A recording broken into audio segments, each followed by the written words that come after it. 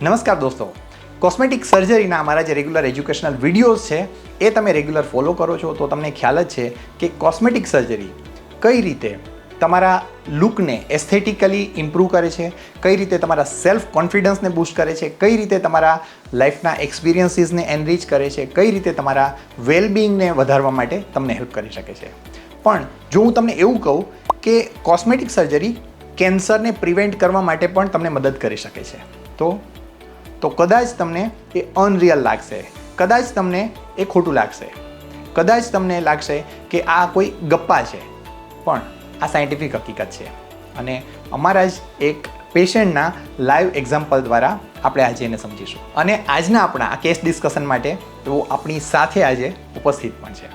હું એમની history briefly તમને કહું તો એમની એજ અત્યારે 60ની છે અને એમના સન પોતે ડેન્ટલ સર્જન છે અને સુરતમાં જ પ્રેક્ટિસ કરે છે. એમને ચેસ્ટ એનલાર્જમેન્ટનો પ્રોબ્લેમ ઘણા વખતથી હતો. ઘણા બધા લોકો આવા પોતાના હેલ્થ રિલેટેડ પ્રોબ્લેમ્સને એમ જ નિગ્લેક્ટ કરતા હોય છે. એવી રીતે એમણે પણ આ પ્રોબ્લેમને નેચરલી લીધો કે આમાં કંઈ કરવાની જરૂર નથી હોતી અને એ પ્રોબ્લેમને એમણે એટલું ખાસ ધ્યાન ન આપ્યું.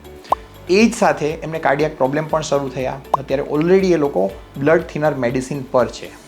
હવે જ્યારથી એમને ચેસ્ટનો પ્રોબ્લેમ શરૂ થયો ત્યારથી એ કેવી રીતે શરૂ થયો એના વિશે આપણે એમની પાસેથી સાંભળીએ. તો હું સર પાસે આવ્યો એ પહેલાં મેં મારા ફેમિલી ડૉક્ટરને બતાવ્યું હતું. પછી એમણે કીધું મને કે આ નાની સરખી ગાંઠ છે તો જરા આપણે સોનોગ્રાફી કરાવી લઈએ.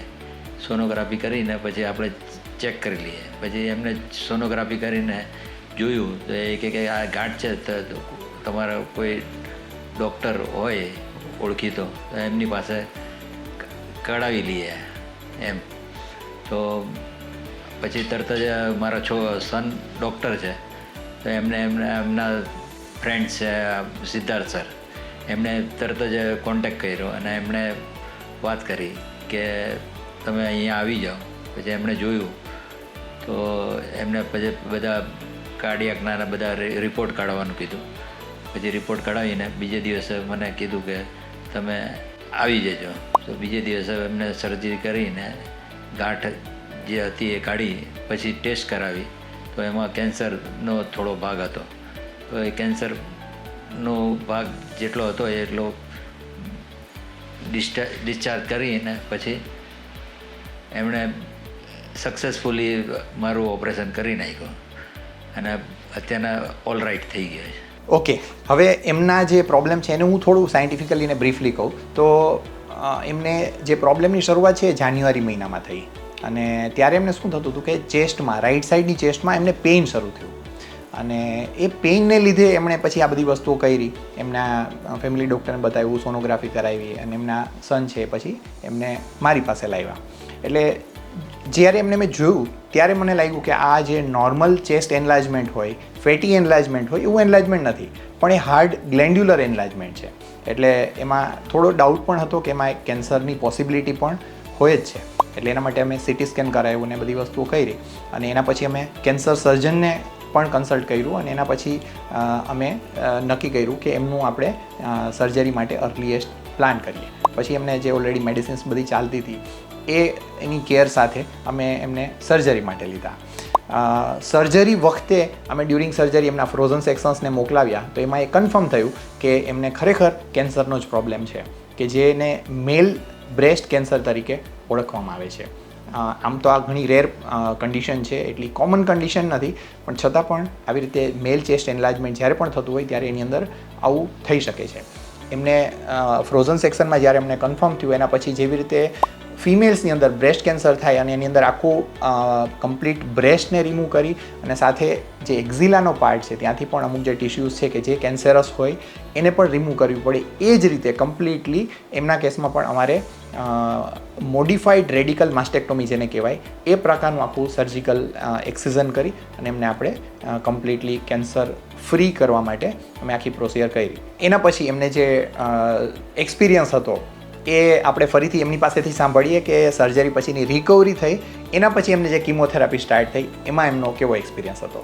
તો એના સર્જરી થઈ ગયા પછી મને 1 મહિનો તો પેલી થેલી રાખીને ફર્યો પછી એના પછી બધું ડિસ્ચાર્જ થઈ ગયો, ઓકે થઈ ગયું. એના પછી આપણે કિમોથેરાપી ચાલુ કરી. કિમોથેરાપીમાં મને પ્રોબ્લેમ બહુ આવી ગયા. મને બાર સિટિંગનું કીધું હતું, પણ 8 સિટિંગમાં જ હું થાકી ગયો. અને પછી મેં કીધું ભાઈ હવે મારાથી નહીં લેવાય. પછી 8 લઈને પછી અત્યારના ઓલ રાઈટ છે. અત્યારના રિકવરી આવી ગઈ. એ વખતે મને બહુ તકલીફ પડી કિમોથેરાપી લેતી વખતે. મને વીકનેસ આવી ગઈ, મારું વજન વેઇટ લોસ થઈ ગયું, મને ચલાતું નહોતું, ખવાતું નહોતું. 1 મહિના સુધી તો ખવાયું નહીં. આ બધું બહુ પ્રોબ્લેમો બહુ આવી ગયા. એટલે પછી બંધ કરી દીધા. અને પછી અત્યારના ઓલ રાઈટ થઈ ગયું છે, રિકવરી આવી ગઈ.